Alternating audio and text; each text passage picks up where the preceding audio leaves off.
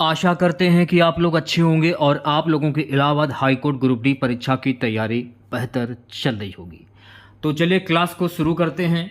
निर्देश प्रश्न संख्या 51 से 52। निम्न प्रश्नों में सर्वनाम को पहचानना है। किसी का बैग गिर गया है, इसमें कौन सा सर्वनाम होगा? प्रश्नवाचक सर्वनाम, अनिश्चयवाचक सर्वनाम, संबंधवाचक सर्वनाम, निजवाचक सर्वनाम।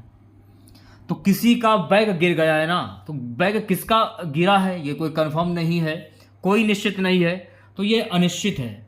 तो किसी का बैग गिर गया, इसमें हो जाएगा अनिश्चयवाचक सर्वनाम। तो करेक्ट आंसर की अगर मैं बात करूं, करेक्ट आंसर हो जाएगा ऑप्शन नंबर वी। अगला प्रश्न, यह तुम्हारा घर है, इसमें कौन सा सर्वनाम होगा? निश्चयवाचक, पुरुषवाचक, निजवाचक या प्रश्नवाचक? यह तुम्हारा घर है, तो आप कॉन्फिडेंस से बोल रहे हैं कि यह घर तुम्हारा है। आप एक व्यक्ति से बोल रहे हैं यह घर तुम्हारा है, हमको ये बात पता है, तो आप निश्चय होकर बोल रहे हैं, कोई संकोच के बिना। तो यहाँ पर हो जाएगा निश्चयवाचक सर्वनाम। थोड़ा सा दिमाग लगाने की जरूरत होती है, प्रश्न में कुछ भी नहीं, बिल्कुल हलवा प्रश्न है। तो ऑप्शन नंबर 1 करेक्ट हो जाएगा।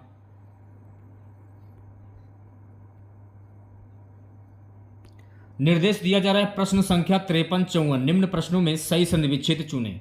यशस्वी का संधि विच्छेद क्या होता है? ये होगा या फिर ये होगा, ये होगा या फिर ये होगा? यशस्वी का संधि विच्छेद होता है यश धन अश्वी। तो अगर मैं करेक्ट आंसर की बात करूं, करेक्ट आंसर हो जाएगा ऑप्शन नंबर ए। अगर आपसे ये पूछ लिया जाए कि यशस्वी में प्रयुक्त संधि कौन सी होगी, तो यहां पर हो जाएगी विसर्ग संधि। तो ये भी आपको ध्यान में रखना है। नीरव, नीरव में प्रयुक्त संधि कौन सी होगी? ये होगी या फिर ये होगी, ये होगी या ये होगी? नीरव में प्रयुक्त संधि क्या होगी? नीरव में प्रयुक्त संधि होती है निधन रव, निधन रव। तो करेक्ट आंसर की अगर मैं बात करूं, करेक्ट आंसर क्या हो जाएगा? ऑप्शन नंबर ए करेक्ट हो जाएगा। अगर आपसे ये पूछ लिया जाए कि नीरव में प्रयुक्त संधि कौन सी होगी, तो विसर्ग संधि हो जाएगी। तो ये भी आपको ध्यान में रखना है। निम्नलिखित में कौन सा वाक्य शुद्ध है? देखिए यहां पर आपको शुद्ध वाक्य की पहचान करनी है। एक फूलों की माला ले आइए, वह महल पीले पत्थरों से बना है, उसने प्राण की बाजी लगा दी, दहेज की लेन देन बहुत बुरी रिवाज है। तो यहां पर देखिए आपको शुद्ध वाक्य की पहचान करनी है। वह महल पीले पत्थरों से बना, ये आपका शुद्ध वाक्य हो जाएगा। तो अगर मैं करेक्ट आंसर की बात करूं, करेक्ट आंसर क्या हो जाएगा? ऑप्शन नंबर वी करेक्ट हो जाएगा। अगला प्रश्न, निम्नलिखित में से कौन सा शब्द कृष्ण निर्देश का पर्यायवाची नहीं है? केशव, मोहन, राजीव, माधव। कौन सा कृष्ण का पर्यायवाची शब्द नहीं है?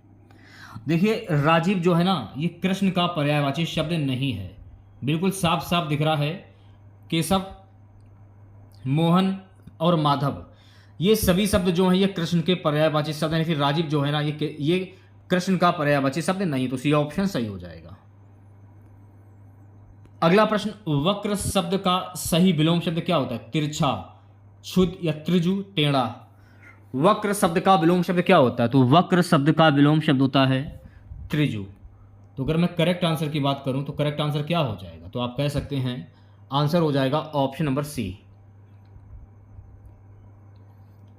नेक्स्ट क्वेश्चन, किस क्रमांक में सूत या सुत शब्द युग्म का सही अर्थ भेद है? धागा घोड़ा, पुत्र सुई, सारथी पुत्र, सारथी धागा।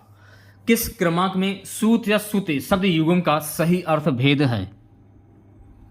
सारथी पुत्र। सूत का को क्या कहते हैं? सूत, सुत यानी सारथी, और पुत्र, सूत को सारथी बोलते हैं और सुत को सूत पुत्र यानी अंगराज कर्ण।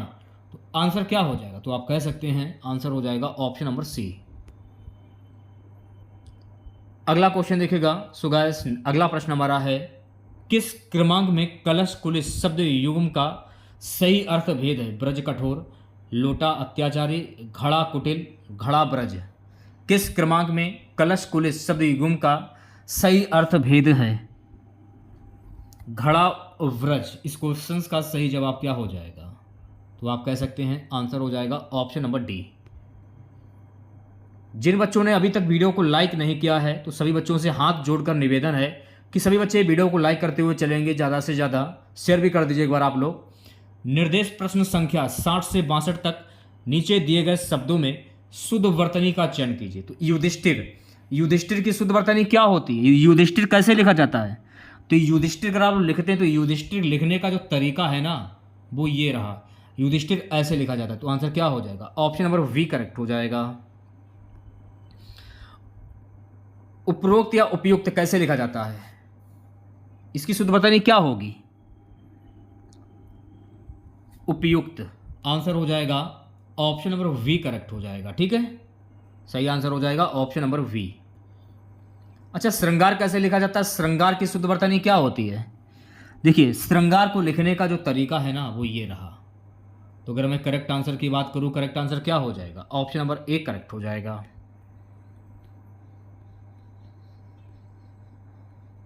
निर्देश प्रश्न संख्या 63 से 64 निम्न प्रश्नों में शुद्ध शब्द को चुनना है। तो यहां पर देखिए आपको शुद्ध शब्द की पहचान करना है। सिंपल सा क्वेश्चन है, आसानी से आंसर आप दे सकते हैं। देखिए शुद्ध शब्द ये हो जाएगा चाहिए। चाहिए कैसे लिखा जाता है? चाहिए ऐसे लिखा जाता है।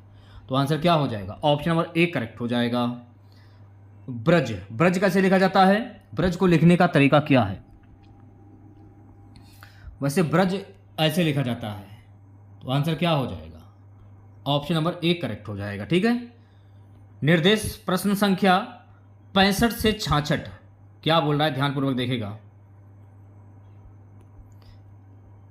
नीचे दिए गए शब्दों की सही संधि का विकल्प कीजिए। उज्ज्वल, स्वर संधि, व्यंजन संधि, विसर्ग संधि, स्वर और व्यंजन संधि।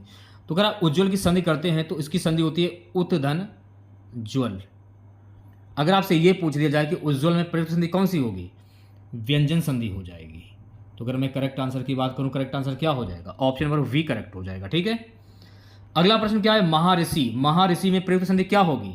स्वर संधि, व्यंजन संधि, विसर्ग संधि, स्वर और विसर्ग संधि। तो महर्षि में प्रयुक्त संधि कौन सी होगी?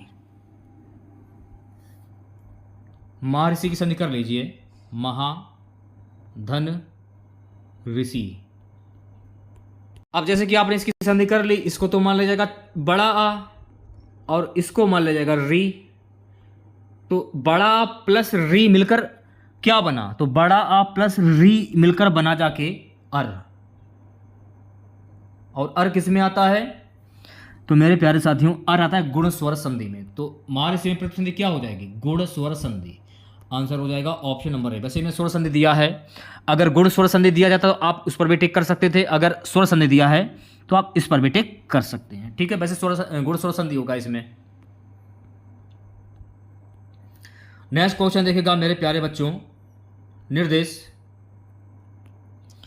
प्रश्न संख्या 67 से 68 नीचे दिए गए शब्दों में प्रयुक्त समास का नाम बताइए। आप लोगों को पता है कि इलाहाबाद हाईकोर्ट ग्रुप डी के एग्जाम में जनरल हिंदी से 25 क्वेश्चंस पूछे जाते हैं। अगर आपको ये 25 क्वेश्चंस बिल्कुल सही सही करने हैं तो क्लासें आप लोगों की चल रही हैं, प्लेलिस्ट भी मैंने बना दी है। तो चैनल की प्लेलिस्ट लिस्ट में जाकर आप सारे वीडियोस को वॉच कर सकते हैं और आप अपने हिंदी की तैयारी बिल्कुल निःशुल्क में कर सकते हैं। एक से एक धांसू ट्रिक मैंने आप लोगों को बताई है, उस ट्रिक के माध्यम से आप अपनी हिंदी को मजबूत कर सकते हैं। जैसे कि पंचवटी में कौन सा समास होगा? द्वंद्व, कर्मधार, द्विगु या तत्पुरुष। तो पंचवटी 5 बटों का समूह, तो जहां पर संख्यावाची शब्द होता है तो वहां पर कौन सा समास होता है? तो आप कह सकते हैं वहां पर होता है द्विगु समास। तो अगर मैं करेक्ट आंसर की बात करूं, करेक्ट आंसर क्या हो जाएगा? ऑप्शन नंबर सी करेक्ट हो जाएगा। घनश्याम, घनश्याम में कौन सा समास होगा? तत्पुरुष, कर्मधार, बहुप्रिय या अव्ययभाव। ज्यादा दिमाग लगाने की जरूरत ही नहीं। घनश्याम में कौन सा समास होगा? घनश्याम।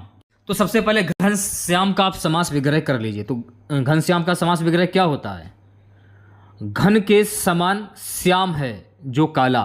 तो मैंने आपको क्या बताया कि जब किसी वाक्य में किसी प्रसिद्ध व्यक्ति या भगवान के नाम आ जाएं तो वहां पर कौन सा समास होता है? बहुप्रिय समास होता है। घन के समान श्याम, या ये भी कह सकते हैं घन के समान श्याम घन सा श्याम है। तो घन के समान श्याम कौन है? भगवान श्री कृष्ण। तो श्री कृष्ण को भगवान की संज्ञा दी गई है, तो इसमें कौन सा समास हो जाएगा? बहुप्रिय समास होना चाहिए। लेकिन बहुत सारे ऐसे बच्चे होंगे जो कर्मधार पर टिक करेंगे, लेकिन कर्मधार समास नहीं होगा इसमें होगा बहुप्रिय समास। ठीक है, तो सी ऑप्शन करेक्ट हो जाएगा। निर्देश प्रश्न संख्या 69 से 70 प्रत्येक प्रश्न में एक वाक्यांश दिया गया है। इसके लिए दिए गए विकल्पों में से सर्वाधिक उपयुक्त विकल्प छांटिए। सिर पर धारण करने योग्य, तो सिर पर धारण करने योग्य को क्या कहते हैं? छत्र, मुकुट, सिरोधार या तिलक? सिर पर धारण करने योग्य को क्या कहते हैं? तो सिर पर धारण करने योग्य को कहते हैं सिरोधार्य। तो अगर मैं करेक्ट आंसर की बात करूं, करेक्ट आंसर क्या हो जाएगा? ऑप्शन नंबर सी करेक्ट हो जाएगा। जो हर समय दूसरों की बुराई देखता हो उसको क्या कहते हैं? आलोचक, परनिंदक, सर्वनिंदक, छिंद्रानिवेशी। जो हर समय दूसरों की बुराई देखता हो, तो जो हर समय दूसरों की बुराई देखता हो उसको क्या कहते हैं? परनिंदक कहते हैं। तो अगर मैं करेक्ट आंसर की बात करूं तो करेक्ट आंसर क्या हो जाएगा? ऑप्शन नंबर वी करेक्ट हो जाएगा। निर्देश प्रश्न संख्या 71 से 72, प्रत्येक प्रश्न में एक मुहावरा या लोककृति दी गई है। विकल्पों में से सही अर्थ चुनिए। उल्टी गंगा बहाना, इसका मुहावरा क्या होगा? बहुत परिश्रम करना, असाध्य को साध्य कर देना, प्रतिकूल कार्य करना, कार्य समर्पण करना। उल्टी गंगा बहाना, इसका मुहावरा क्या होगा? तो उल्टी गंगा बहाना यानी कि प्रतिकूल कार्य करना। तो अगर मैं करेक्ट आंसर की बात करूं, करेक्ट आंसर हो जाएगा ऑप्शन नंबर सी। अपनी खिचड़ी अलग पकाना, सबसे अलग रहना, अर्नगल बातें करना, अपने ही कार्य में लगे रहना, इनमें से कोई नहीं। अपनी खिचड़ी अलग पकाना, क्या पूछ रहा है कि अपनी खिचड़ी अलग पकाना, इसका मुहावरा क्या होता है? तो अपनी खिचड़ी अलग पकाना यानी सबसे अलग रहना। तो अगर मैं करेक्ट आंसर की बात करूं, आंसर हो जाएगा ऑप्शन नंबर वी। तो अपनी खिचड़ी अलग पकाना, तो सबसे अलग रहना। जब सबसे अलग रहेंगे, आपकी गृहस्थी भी अलग है, हर चीज़ आपकी अलग है, गैस भी अलग है, खाने पकाने का चूल्हा है वो भी आपका अलग है, इसलिए सबसे अलग रहना। चलिए बढ़ते हैं नेक्स्ट क्वेश्चंस की ओर। अगला क्वेश्चन देखेगा, निर्देश निम्नलिखित प्रश्न में मिश्र वाक्य का चयन कीजिए। तो यहां पर देखिए आपको मिश्र वाक्य की पहचान करनी है। तो मिश्र वाक्य कौन सा होगा इसमें 73वें क्वेश्चन में? वही ऐसा व्यक्ति है जिसने अपनी जान पर खेलकर भी तुम्हारी रक्षा की है। तो अगर मैं करेक्ट आंसर की बात करूं, करेक्ट आंसर क्या हो जाएगा? Option number A. निर्देश प्रश्न संख्या 74 से 75, निम्नलिखित प्रश्नों में संयुक्त वाक्य का चयन कीजिए। तो यहां पर देखिए आपको संयुक्त वाक्य की पहचान करनी है।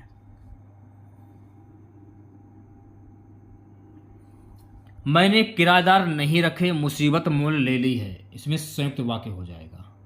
तो करेक्ट आंसर की बात करूं तो करेक्ट आंसर क्या हो जाएगा? Option number D. So guys next question देखिएगा, यहां पर आपको संयुक्त वाक्य की पहचान करनी है। यहां पर भी आपको संयुक्त वाक्य की पहचान करनी है। 75 क्वेश्चन का आंसर क्या होगा? मैं पढ़ता हूं और वह गाता है। तो अगर मैं करेक्ट आंसर की बात करूं तो करेक्ट आंसर क्या हो जाएगा? ऑप्शन नंबर वी करेक्ट हो जाएगा। निर्देश प्रश्न संख्या 76 से 77, निम्नलिखित प्रश्नों में लोक तृतीयों के सही अर्थ का चयन दिए गए विकल्पों से कीजिए। अगला प्रश्न क्या है? ना ऊधो का लेना, ना माधो का देना, इसका अर्थ क्या होगा? अपने काम से कम, भक्ति भाव से दूर रहना, हिसाब साफ रखना, सबसे अलग रहना। ना ऊधो का लेना, ना माधो का देना। मुहावरा भी कह सकते हैं, अर्थ भी कह सकते हैं, लोक तृतीय भी कह सकते हैं आप लोग। अपने काम से काम, तो करेक्ट आंसर की अगर मैं बात करूं तो करेक्ट आंसर हो जाएगा option number A. Simple simple questions हैं, हार्ड भी करा रहा हूं क्वेश्चन मैं आपको और सिंपल भी क्वेश्चंस करा रहा हूं। आप मियाँ जी मांगते द्वार खड़े दरवेश, इसका अर्थ क्या होता है? भीख मांगकर ही दान देने वाला, किसी निर्धन के घर भिखारियों की भीड़ होना, शैखी मारना, मांगने में शर्म ना करना। आप मियाँ जी मांगते द्वार खड़े दरवेश, इसका अर्थ क्या होता है? किसी निर्धन के घर भिखारियों की भीड़ होना। तो करेक्ट आंसर की अगर मैं बात करूं तो करेक्ट आंसर हो जाएगा ऑप्शन नंबर वी करेक्ट हो जाएगा। ठीक है। सो गाइस अगला प्रश्न देखेगा, निर्देश प्रश्न संख्या 78 से 79, निम्नलिखित प्रश्नों में प्रत्येक मुहावरों के अर्थ के लिए 4 विकल्प दिए गए हैं, इसमें से उचित विकल्प का चयन कीजिए। प्रश्न क्या है कि छाती पर पत्थर रखना, इसका मुहावरा क्या होगा? अभिभूत कर देने वाला, जिंदगी भर का रोग, जिस चीज की चिंता सदा रहे, दुख सहने के लिए दिल कड़ा करना। छाती पर पत्थर रखना, इसका मुहावरा क्या होगा? तो इसका मुहावरा हो जाएगा दुख सहने के लिए दिल कड़ा करना। ऑप्शन नंबर डी जो है ये बिल्कुल करेक्ट हो जाएगा। नेक्स्ट क्वेश्चन देखिएगा, टिपस लगाना, झूठी बातें मिलाना, सिफारिश करवाना, निशाना लगाना, रिश्वत देना। टिपस लगाना, इसकी लोक तृतीय क्या होगी? आप कह सकते हैं सिफारिश करवाना। तो वी ऑप्शन करेक्ट हो जाएगा। निर्देश प्रश्न संख्या 80 से 82, निम्नलिखित प्रश्नों में दिए गए वाक्यों में प्रयुक्त अलंकार के भेद का चयन उसके नीचे लिखे विकल्पों में से कीजिए। प्रश्न क्या है, अब अली रही गुलाब में अपत कटीली, इसमें कौन सा अलंकार होगा? उपमा, उत्प्रेक्षा, अन्योक्ति या अतिशयोक्ति? तो इसमें हो जाएगा अन्योक्ति अलंकार। तो अगर मैं करेक्ट आंसर की बात करूं, करेक्ट आंसर हो जाएगा ऑप्शन नंबर सी। अन्योक्ति की अगर हम बात करें, जहां किसी उक्ति के माध्यम से किसी अन्य को कोई बात कही जाए वह अन्योक्ति अलंकार कहलाता है। यह आपको ध्यान में रखना है, ठीक है। विमल वाणी ने वीणा ली कमल, कोमल कर में सप्रीत, इसमें कौन सा अलंकार होगा? यमक, अनुप्रास, अतिशयोक्ति या श्लेष? विमल वाणी ने वीणा ली कमल, कोमल कर में सप्रीत, इसमें कौन सा अलंकार होगा? तो इसमें अलंकार हो जाएगा अनुप्रास अलंकार। तो वी ऑप्शंस जो है ये बिल्कुल करेक्ट हो जाएगा। अब जैसे कि आप आवर्ती देखिए, वा इसमें भी दिया है, वा इसमें भी दिया है, वा इसमें भी दिया है, तो का इसमें भी दिया है, का इसमें भी दिया है, का इसमें भी दिया है। तो जब भी एक आवर्ती बार बार रिपीट हो रही हो तो वहां पर होता है आपका अनुप्रास अलंकार। सरल शब्दों में आप कह सकते हैं कि काव्य में जहां एक ही अक्षर की आवर्ती बार बार होती है तो वहां पर अनुप्रास अलंकार होता है। आप इतना बात आपको ध्यान में रखनी है। पराधीन की संधि विच्छेद क्या होती है? परधनाधीन, पराधनाधीन, परधनाधीन, परधनाधीन। पराधीन का संधि विच्छेद क्या होगा? पराधीन यानी कि परधन अधीन। तो अगर मैं करेक्ट आंसर की बात करूं, करेक्ट आंसर क्या हो जाएगा? Option number A correct. So guys, अगला प्रश्न देखिएगा। निर्देश प्रश्न संख्या 83 से 84, नीचे कुछ शब्द दिए गए हैं। प्रत्येक शब्द के पर्यायवाची के विकल्प के रूप में 4 शब्द दिए गए हैं। इनमें एक शब्द उपयुक्त पर्यायवाची है, आप उस पर्यायवाची शब्द का चयन कीजिए। दशन का पर्यायवाची शब्द क्या होता है? दांत, भुजा, पांव या पेट?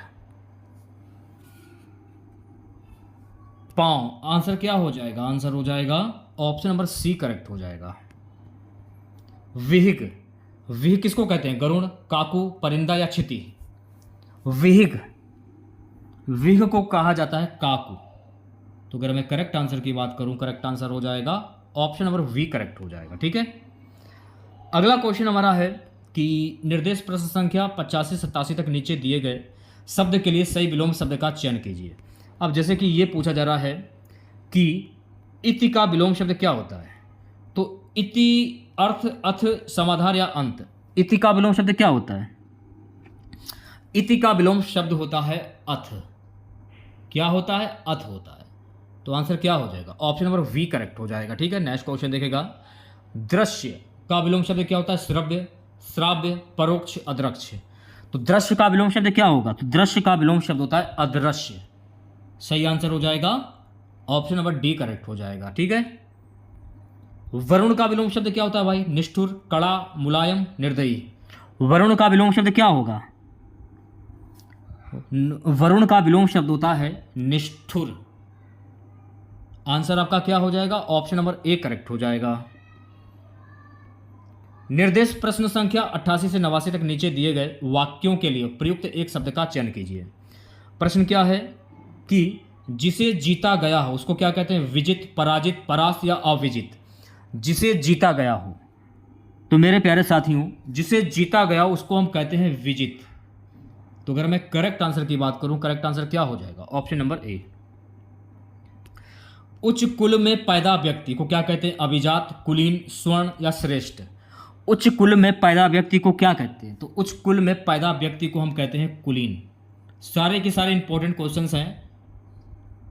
वी ऑप्शंस जो है ये बिल्कुल करेक्ट हो जाएगा। 90 क्वेश्चन देखेगा। निम्नलिखित में से शुद्ध वाक्य की पहचान कीजिए। यहां पर देखिए आपको शुद्ध वाक्य की पहचान करनी है। मैं उनको धन्यवाद देता हूं, ये आपका शुद्ध वाक्य हो जाएगा।